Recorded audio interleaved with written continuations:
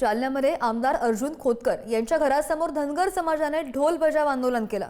धनगर समाजाला अनुसूचित जमाती प्रवर्गातून आरक्षणाची अंमलबजावणी करण्यात यावी या मागणीसाठी हे आंदोलन होतं आणि अनेक वर्षांपासून सरकारकडून धनगर समाजाला अनुसूचित जमाती प्रवर्गातून आरक्षणाची अंमलबजावणी करण्याचं आश्वासन दिलं जात आहे, पण अद्यापही यावर ठोस कार्यवाही झालेली नाही, अंमलबजावणी झालेली नाही आणि त्यामुळे धनगर बांधव आता आक्रमक होत आहेत। या आंदोलनाची जालन्यामधून हे दृश्य आपण पाहतोय। ढोल बजाव आंदोलन अर्जुन खोतकर यांच्या घरासमोर करण्यात आलं।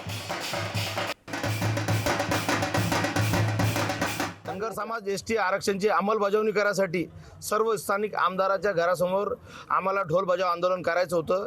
त्या ह्याने आम्ही सर्व स्थानिक आमदाराचे आमचे आमदार अर्जुन भाऊ खोतकर यांच्या घरासमोर आम्ही सर्व धनगर समाज बांधव येऊन एसटी आरक्षणाची अंमलबजावणी व्हावी हे आमचा संदेश मुंबईपर्यंत पोहोचावा यासाठी आम्ही ढोल बजाव आंदोलन करण्याकरता इथं आलो आणि आम्ही इथं ढोल बजाव आंदोलन केलेलं आहे समाज बांधवाला सर्व घेऊन।